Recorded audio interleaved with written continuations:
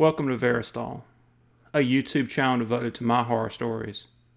I'm Brandon Faircloth, and if you enjoy the story that you're about to hear, please like, share, and subscribe.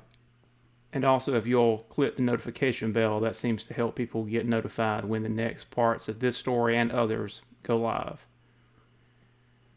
In the description below, you can also find links to my latest book, Sack of Knives, as well as links to all of my other books.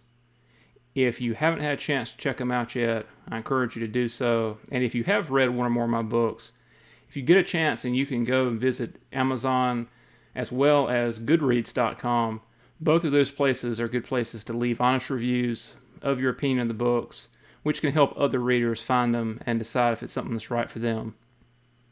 And as always, whether you buy my books, you listen to my stories on YouTube, or find different things that I write through a variety of different mediums, thank you so much for all of your support and encouragement, and for being here to listen to parts 5 and 6 of this story, which is called We Made Up a Ghost, and Now It's Killing Us, Part 5. I don't remember much from when I was 15, but I remember the ride to my Aunt Judy's house down in Tennessee. It was just me and my mother in the car, the air conditioner the only noise for the several-hour drive, though it wasn't the only reason for the chill in the air. I remember knowing that my mother hated me and being terribly sad about the fact, especially because I deserved it. That's the fucked up thing. I remember feeling that I had earned everything I was getting somehow, but I didn't know why. Until the last few days, I've been sleepwalking through a life built on an obscured past without even questioning what would cause me to not remember something so important. But I've woken up now, at least a little. Every day, bits of memory are coming back to me, but only about those things I've been told, as though someone has to point out objects in a shadowed room for me to notice that they're there. I decided I would talk to Mills on the phone and get more details of what went on before visiting my mother. The idea was that I would be better armed with knowledge, and to be honest, I wanted to be able to learn enough to talk myself into abandoning the idea of contacting my mother at all. The last time I spoke to her was over the phone on my 18th birthday, and it was not a long or heartwarming conversation. It ended with her saying she hoped she'd never hear from me again, and I'd lived up to that hope for over a decade. But despite repeated calls and texts, I hadn't been able to get Mills yet, though I kept trying on the road to Euclid, Ohio. Hearing Mills' voicemail always made my heart jump slightly, though increasingly it was from fear rather than excitement or joy.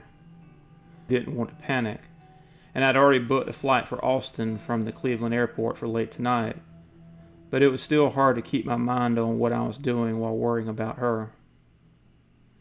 In some ways it was a blessing, because I arrived at my mother's house before I realized it. I had never seen it before, only knowing where she lived thanks to my aunt, who kept hoping we would reconcile someday and would periodically slip me unsolicited updates on how my mother was faring and what she was up to. It's not that I didn't care. I cared a lot. It was just that the reminders of her were also reminders of a lot of pain and loss. I'd always been closer to my father growing up, and when he died suddenly when I was 15, it sent both me and my mother into a tailspin. I froze as I realized something. I didn't remember how my father died. I didn't remember anything other than that he was dead. What the fuck was wrong with me? The terror and anger of realizing how profound my memory gaps truly were drove me from the car and up to the front door of the house. It was a small but nice house in a pleasant neighborhood, and I tried to knock as demurely as I could, both for the neighbors' sake and my mother's. Still, I knew I probably looked wild-eyed when she opened the door. Hi, hello, Mom. I'm sorry I didn't call or warn you. but I was afraid you wouldn't see me if you knew I was coming. I smiled weakly, my stomach churning in knots. I was afraid if I stopped talking, she would just slam the door in my face, which might still happen anyway. I just really need to talk to you for a few minutes. I won't stay long, and I won't ever bother you again if you won't. Can I please come in and talk to you for a few minutes? It's very important. I could hear my voice shaking, and I hated it, but it couldn't be helped. For her part, my mother's initial look of surprise had slowly slid down into a look of suspicious anger. Are you on drugs? Is that what this is? Her voice was dry and hoarse-sounding now, and I wondered if she'd started smoking again. She'd stopped when I was little when something happened. Fuck. I hear on TV about chunky kids coming to kill their parents. She raised a thinly penciled eyebrow. I think you've done enough killing already. I clenched my teeth, my anger and frustration burning away my guilt and fear for the moment as I took a step forward and jabbed a finger at her face. There. Right fucking there. I'm so sick of this. Of all of this. People are either treating me like I'm a piece of glass, or they're shitting on me for things I don't remember. No, fuck that. I realized I had made it 5 steps into the house now, my mother retreating from my angry tirade. Taking a deep breath, I started over. Look, I'm sorry. I know you don't want me here. I don't want to be here. But I need answers for things I don't remember. I'm not on drugs, and I'm not going to hurt you. I just need your help. My mother looked up at me, her lips pressed into a thin line. I don't have any money to give you. I rolled my eyes. I don't need money. I just need help remembering things. Studying me carefully, she narrowed her gaze again. What kinds of things? I had been mostly looking down at the floor since entering, but now I met her eyes again. Like why you hate me, for one. I really don't remember why or what happened when I was 15. I saw her eyes begin watering, and at first I thought it was sadness at how far apart we had drifted, or regret at sending me away. Then I realized it was raw hurt and anger. Get out. I won't hear any more of this bullshit in my own shitting house. She was screaming like a madwoman now, her eyes wide and her face red as she advanced on me. That was always your problem. You'd never admit to what you'd done. Never admit to killing them or letting them get killed, whichever it was. I stood my ground. They? Who is they? Who did I kill or let get killed? She had reached me now, beating upon my chest with her small, thin hands. Damn you, Alex. What is wrong with you? Are you telling me you don't remember? Are you still going to play this game after all this time? I gently grabbed her wrist and held them still for a moment. Mom, Cassidy and Ellis are dead. They've been murdered because of something we were all doing as kids. If I don't figure out what's going on, it may happen to the rest of us too. I sighed. Fuck, it might even, if I do figure it out. I let go of her wrist and stepped back. I'm not playing games. I really don't remember. I never could. I can't explain it, but it's only since I've been talking to the others the last few days that I've started to remember any of it. So I'm going to ask you one last time to please talk to me for a minute. Explain to me what went on. Then I'll go away forever. My mother wiped at her eyes, and I could see her fingers were yellowed with age and cigarette tar. I realized I had smelled alcohol in her breath when she was close by as well.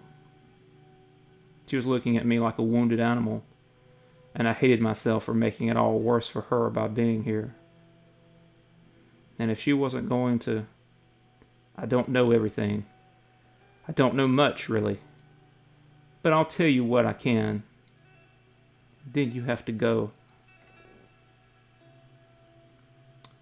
You were always so close with your friends. When you were younger, I was happy for you. I know how hard childhood can be, and to have so many close friends can be a blessing. But as you got older and moved to that damned school, things started changing. You were more quiet, and you barely talked to us about what was going on with you anymore. At first, I chalked it up to adolescence. You were a growing boy, and I knew from my brothers growing up that a teenage boy can be a hard thing to be around. And you weren't mean or getting into trouble. You were just not there. You were gone a lot of the time, and when you were home, you could tell your mind was off somewhere else. When strange things started happening around the school and the town, we didn't pay it much mind. Your father liked to joke about the teacher ghost, and we really thought that's all it was, a silly joke or myth. But then we almost had a car accident that one time, and, well, you may not remember it, but it was almost really bad. And the way it didn't happen was so strange. I should have known right then that something wasn't right. Maybe I could have helped you. Got you away from those kids and that school. Still, people are blind to things so much, right?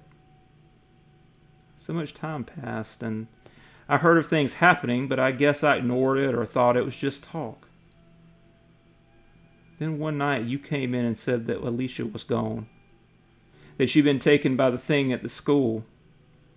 I didn't know what you were talking about, but you were all torn up and terrified, so I... Who's Alicia? I felt as though my head was being torn apart, and as I spoke, each word echoed across my brain like a monstrous bell being rung. I saw my mother wanting to grow angry again, but she wrestled it back down when she saw how much pain I was in. My God, you really don't know. I think you really forgot her. We had still been standing at the edge of her living room while we talked, and she moved now to her mantel to retrieve a picture frame. And it was a photo of me at about age 12, along with my parents and a young girl that looked to be about 8. My mother held the picture in front of my face, tapping the girl with a long yellow nail. That's Alicia. That's your sister.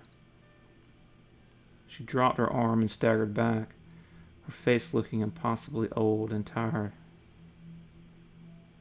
That's half of why I couldn't be around you anymore.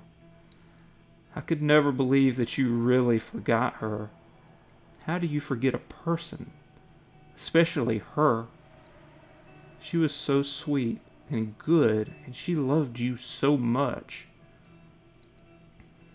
She was crying freely now, and I wanted to comfort her, but didn't quite dare. We all loved each other so much. But then you got caught up in whatever was going on at that school. Her face was harder now, tears sliding down her cheeks like water on granite. I don't know what you got tangled up in, whether it was some kind of cult, or if there was really some ghost or something at that school. All I know is that when you came in all scared and bloody, your father went back to get our baby girl back.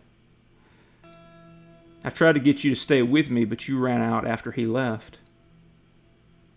I called the police, but they were already out there. 7 people died that night. They never found my baby girl, but they found your father's body in the gymnasium. Or parts of it, at least. Her eyes were dry and blazing again. And you. I was so scared for you. Even when I knew you must have had some hand in her being at the school so late in the evening. Especially when you were the one that knew she was there. When we found you and your friends out on the football field later that night, all unconscious I was so relieved, both because you were safe and because maybe you had answers. Maybe you could help us find your father and Alicia. Her tone grew more wooden as she talked. Her eyes had taken to wandering to the picture in her hands. She stroked it absently as she went on. But then they found your father around the time the EMTs were checking you kids out. They said you were scraped up, but otherwise fine. Rescue crews were still searching the school, but I took you to the car and asked you what had happened. Where had you seen Alicia last? Her grip tightened on the frame until I heard it crack. And you know what you said to me? Who's Alicia? I finished with her, remembering it as it was being told. I still didn't know what had led up to that moment, but I remembered my mother that night, so sad and scared, staring at me with her mouth open for several moments, asking me again and again, shaking my shoulders. And then she slapped me across the face. I could see she was remembering that too. I know it seems like I've treated you bad, Alex, and I guess I have. But just like you couldn't help what you remembered, I couldn't help how that made me feel. I tried getting investigators, psychologists, even a preacher to talk to you. Try to help you remember or quit lying if you weren't being honest about what you knew. But nothing helped. And every day I felt like you were slowly killing your sister by either being intentionally evil or just stupid and weak enough to block out the most important thing you could ever know. She wiped her nose as she shook her head. I'm sorry, but I'm done. I've spent years trying to forget all of this, to forget about you. I'm sorry you're in trouble now, especially if it's not your fault. But I can't be around you anymore. I don't hate you, Alex, but I don't love you either. Not anymore. I left my mother's house and drove to a nearby parking lot where I just cried for a few minutes. I think a part of me had always thought we would reconcile, and the loss of that hope coupled with memories of my baby sister flooding back as I tried to cope with losing her too. It was more than I could handle at first. I didn't know how much I was to blame for what had happened to her and my father, but that didn't lessen my grief or my guilt. After a while, I checked my phone. No word from Mills, and 2 hours until my flight. I decided to try her again, and this time she picked up right away. Except it wasn't her. It was Thomas. Hey, Alex. Mills can't come to the phone right now. Mainly because I've got her tied up in the other room. Been trying to get the professor to sit on her chest, which, fuck me, you probably don't even know what I'm talking about, but it doesn't matter. We need you, buddy. I think it'll work if you're here.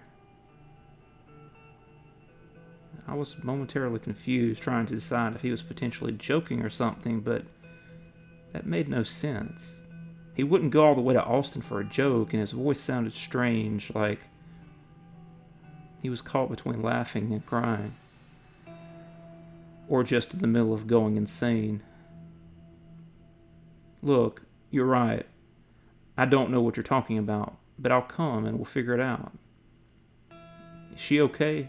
Have you hurt her? Thomas gave an uneven laugh. No, she almost broke my arm, but she's fine. Not trying to hurt either of you. But I need you both to contact the professor. Ask it for its help. Help? With Cassidy. With bringing her back to life.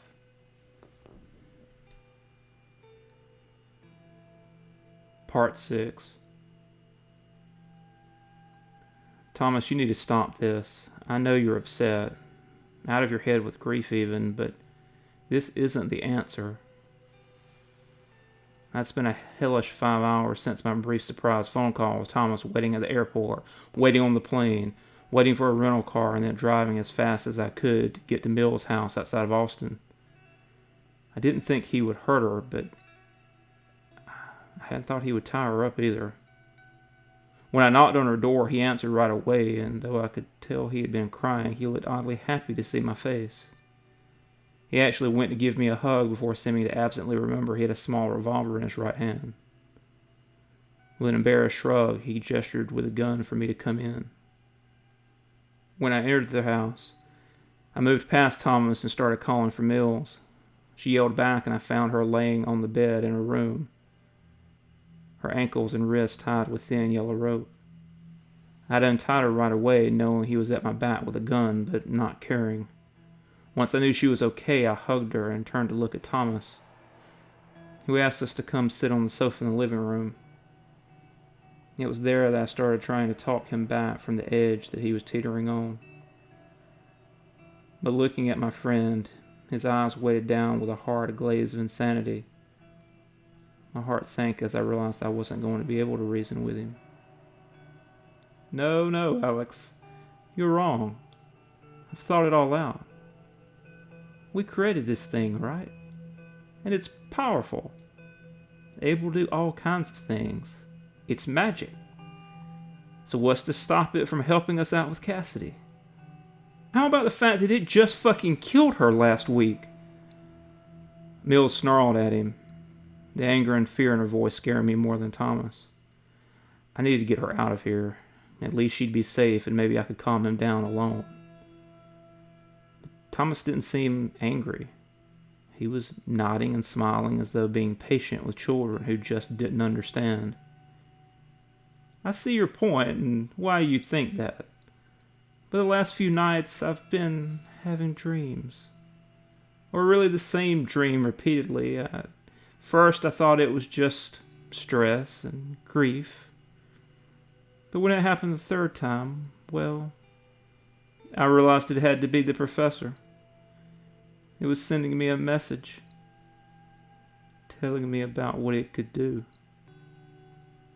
Mills gave him a warning look. Thomas, stop it. Looking at me, her eyes worried, she said, Do you remember a girl named Alicia? I'd been holding her hand, and I gave it a squeeze now. Yeah, I do now. I came from my mother's. It didn't go well, but she told me about my little sister. I've spent the last few hours remembering more and more about her since. I felt myself getting choked up again and pushed it down, turning back to Thomas. I loved Mills being worried for me, but I was tired of being protected. So what did you see in the dream that makes you think that the professor will help? What doesn't Mills want you to tell me? Thomas smiled wide, his eyes glittering in their sunken hollows. He looked 10 years older than even after Cassidy's funeral, and I wondered for a moment when he had last gotten any restful sleep. His voice and his movements had a disquieting jerkiness to them, like a corpse dancing to an electric current. I stifled a shiver at the thought as I tried to listen. And then I was floating in the old gym at Stonebrook, floating past the floor and down into that old pool. You don't remember when we were down in that pool, do you, Alex? Well, that's all right. But I was down there, and I could feel the old professor down there with me too. But I wasn't scared. I was happy. And it was like seeing an old friend, except I couldn't really see him too well, of course, but he kept looking like different things. But then I heard something moving around in the shadows of the pool, sloshing around in that smelly water down there in the dark. It was funny. I could see down there, but I couldn't see either. Not everything. It wasn't until it started floating out into the middle of the pool that I saw clearly what it was. It was Alicia. All grown up, or at least a lot bigger than when we lost her. She was alive. I don't know how, but she was alive down there in the dark.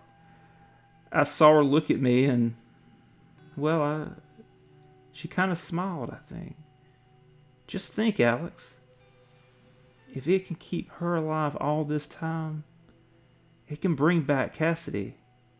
I felt like that's what it was trying to tell me. He stopped talking suddenly, staring at me as though he expected his words to have answered any questions and solved any conflicts. That's fucking crazy, Tom. That's impossible. I stood up and he raised his gun half-heartedly, but I ignored it. If it was the professor contacting you, and not just a dream, it wasn't trying to help you. It was trying to trick you. It killed Ellis. Did you know that? It fucking crushed him against the ceiling of a parking garage like a goddamn roach. That's your buddy, the professor. That's the thing you're siding with over your fucking best friends. I was standing over him now, and his lips were quivering as tears began to fill his eyes. I heard Mills start softly crying behind me at the news of Ellis, but I kept my gaze on Thomas for a moment as he struggled to speak. No, we just need to try, okay? Get the professor to sit on our chest, any of us. Talk to it. Even if I'm wrong or crazy, we need to try and talk to it, right? Find out why it's killing us? I reached down and snatched the gun away from him without resistance. I don't even know what the fuck you're talking about. Sit on our chest? What the fuck does that even mean? I cast my gaze back to Mills, who had a haunted look on her tear-streaked face. Do you know? She nodded slowly. I do, yeah. But I think it's a bad idea, if it would even work now. Thomas looked past me at her. It would. It would with him here. Alex was always its favorite. I went to rub my face and realized I was still holding the gun. Frowning disgustedly, I emptied it onto the floor and then set the gun down on the coffee table before stepping back to face both of them. Look, I want to know the rest of what's going on. Mills, I think you should leave, or me and Thomas can. He can catch me up on his own. She was already shaking her head. No, I'm not leaving you. No offense, Thomas, but I don't trust you for shit at the moment. And you're too upset to tell him everything anyway. Thomas was crying softly now, his head buried in one of his hands. I know. You're right. I'm fucked up. But please tell him. Maybe he'll understand if we tell him the rest. He looked up briefly, his eyes red. I really am sorry. I never hurt you guys. I'm just so fucking scared and alone. I squatted down next to his chair and gave him a brief hug. We're all scared, man. But you're not alone. Let her tell me the rest and we'll figure something out, okay? He nodded and I stood up again, moving to sit with Mills again. She was still almost painfully beautiful, even scared and exhausted and terribly sad. Her face shone with this inner light that touched the core of me. Watching her try to find the right words, working to find the least painful path through making me relive the worst thing that ever happened to us. I knew then that I was still in love with her. Would always be in love with her, and only her. It was such a strange time to have such a happy revelation, but I held onto the warmth of it as I waited for her to begin. By the end of 8th grade, the Stonebrook Six pretty much ran the school.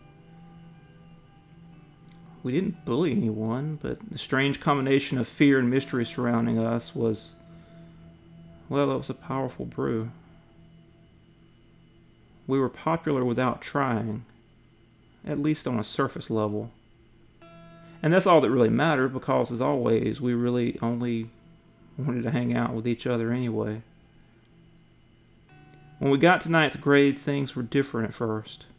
Despite sharing the same main building and campus, there was a fairly sharp social divide between the two schools at Stonebrook, and we were now going from being the eldest middle schoolers to lowly freshmen. It meant older kids, different teachers, and more time having passed since the last tangible signs of the professor. People like to forget things that don't suit them. They use time and the elasticity of memory to sand off the rough edges of the past. And those things that are too hard to be reshaped are stored away in a musty corner of their mind. The professor, as compelling as it was in some ways, was an uncomfortable thought.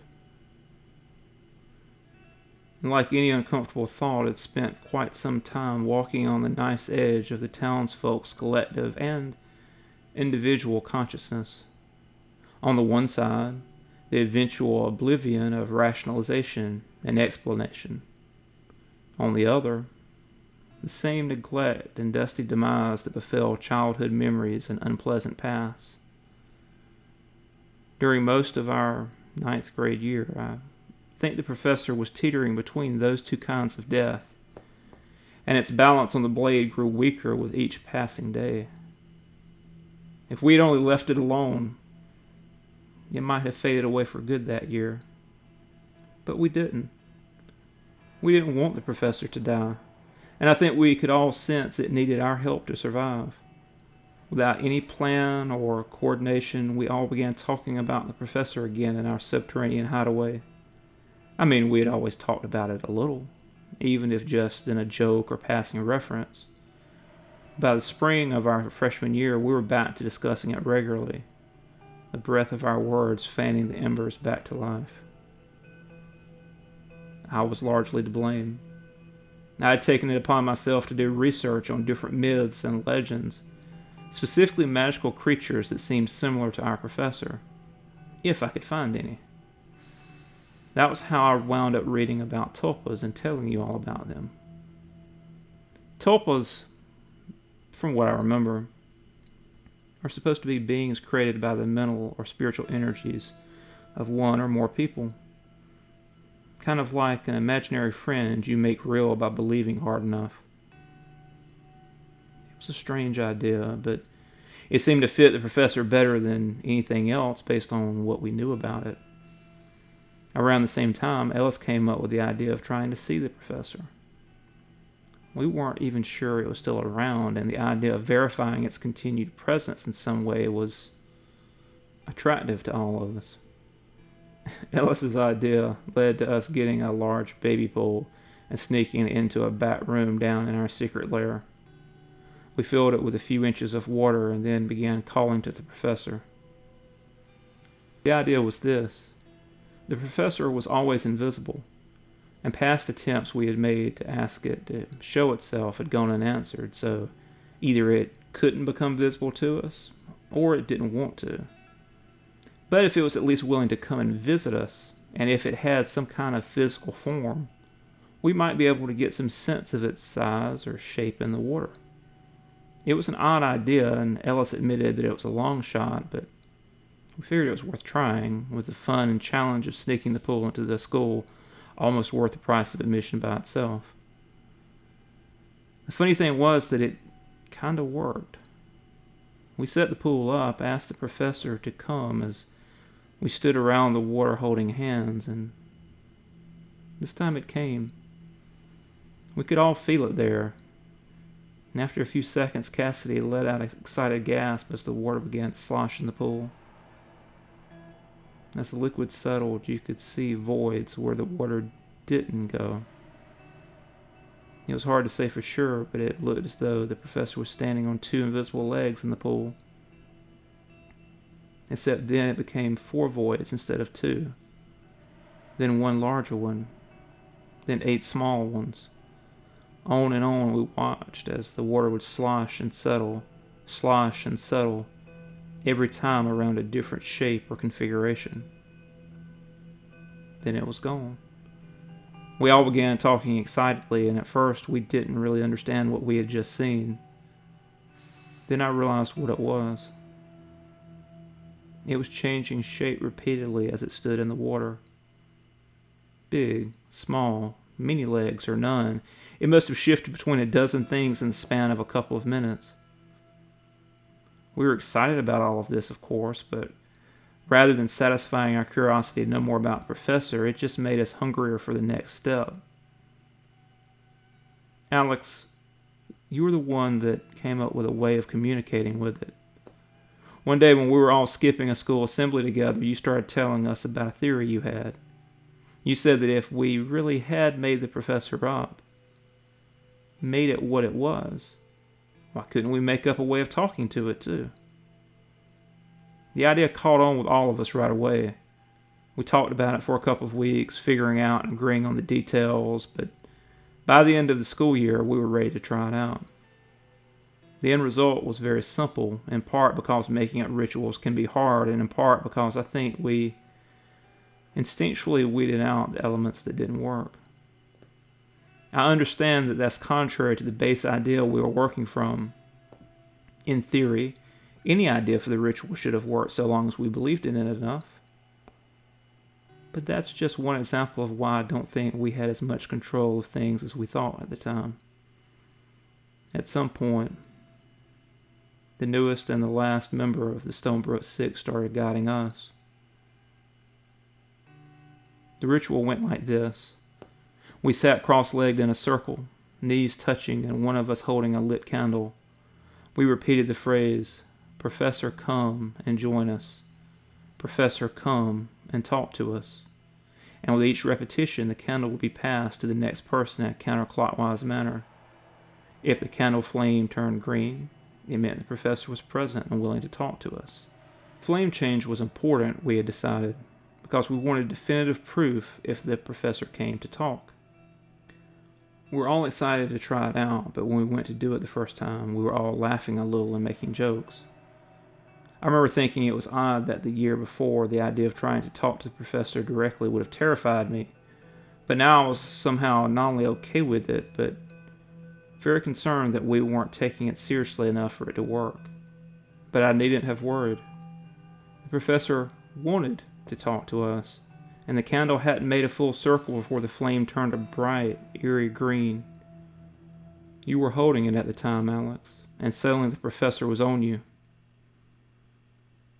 Having the professor speak through you is an odd sensation.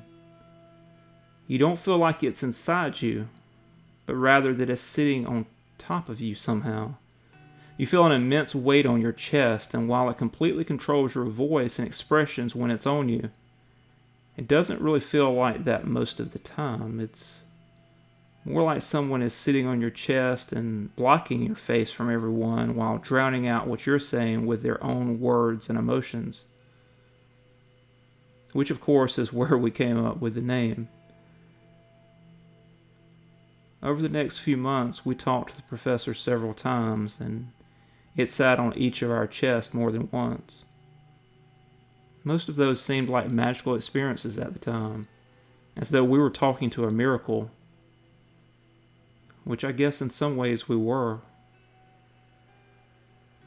But the first and last times were terrifying. When you were holding the candle and the flame turned green for the first time, we were all shaken. I don't know that any of us really expected it to work, and even if it did, we had no way of knowing how the professor would try to communicate. We'd actually brought down a small chalkboard and a Ouija board just in case it needed a way to talk to us. Instead, it used you. "Hello, children." The professor's voice was always so strange. It would vary from moment to moment, much like its shape had in the pool. One word it might be high and squeaky, the next it might be a deep baritone or an almost bestial growl. Odder still was that though we heard its voice through your mouth, we also heard it in our head. There it wasn't a voice at all, really, but some kind of song, one that we could understand and that was somehow the same as the words being spoken. We all looked around at each other as we heard the voice both inside and out. For a moment I wondered if we would all be too scared to speak when Ellis popped out with the first trembling question. "Are you the professor?" What might have been a short laugh echoed through the room, though it sounded more like a mixture of a crow's call and a woman's scream. "Yes, Ellis, I'm the thing you call the professor." Another glance passed between us, and then Thomas was asking, "Are you a tulpa?" A brief pause, and then answered, "Tulpa is just a name, really. A label for a larger concept that goes beyond what the word describes. But to answer your question, no, I'm not a tulpa, though they do exist." "What are you then?" I asked, my concern growing. "Are you a demon?" Another calling scream of a laugh, this one long enough that I began to get worried. No, Mills. Not a demon of any sort. What I am? Well, there's no easy way to explain what I am. But I will try. This place, this world, is one of an infinite number of such worlds. Alternate dimensions, you might call it. And by one way of thinking, these infinite worlds sit at the center of a larger expanse of reality. The professor turned his gaze, your gaze, to Cassidy. "You remember that time you and Alex cut open the baseball?" Cassidy nodded vehemently, her eyes wide. "Well, it's kind of like that. If these infinite worlds are the core, the next layer out are the 7 realms. I don't know everything, and I don't know all of the realms. Hell is one of them. The Nightlands is another. There's the Incarnata, which is where your tulpas come from, Thomas. And there's the Void. That's where I came from." Ellis leaned forward, his expression thoughtful. "The Void? What is that? Are there others like you there?" The professor shook your head. "Oh no, there's only one of me. And the Void is a place where nothing is something. It's a place of unthought, of an undreamt of things. Some might call it a dead place, but that would be wrong, because dead is something, and the Void's only substance is nothingness. Personally, I think of the Void as a place of endless potential." It drew back your lips in a ghastly facsimile of a smile. "Look at me, for instance. I was floating in the Void, dreaming lost dreams in an endless sleep, when I sensed something new. It was a small and distant light. In that light, I could see Alex here, bored in class and thinking about this school being haunted. In some ways, I was watching myself be born. Even though it burned and hurt me, I moved toward that light. Soon I sensed something else. I was hearing Thomas telling the story of the lovesick professor's suicide. I was hearing all of your wonderful stories, pulling myself along them like a lifeline, until I pushed through the membrane into this world." The professor let your lips go slack as his eyes took us all in. "When I said there's only one of me, I meant it. Even in all the infinite versions of you in this school, only this version had the right combination of ingredients to create me. I've seen worlds where you all never meet, or are all dead. I finally stopped looking at them because it saddens me so. I paused for a moment, so I took the opportunity to ask another question. Why does it make you sad? It didn't use your expressions this time, but his strange voice sounded hurt, as though I should know without having to ask. Because I hate to see you suffer. In many ways, the 5 of you are my parents as much as you are my friends, and I love you all. I swallowed and was going to ask something else when Cassie jumped in. We love you too, Professor. Another ghastly smile from you, and I decided to wait on asking my next question. But then your eyes were back on mine as the professor answered my question without it being asked. Mills, I just want to enjoy existing and keep doing so. Help my friends and keep growing. Your eyes stretched wide as though held up by invisible hooks. In some ways, I'm not that different from having a puppy. It swung your eyes toward Ellis. Or a tiger cub. I need to sleep and eat so I can keep growing. I've been asleep these past few months, and now I need to eat again. It licked your lips absently. And I'm very hungry.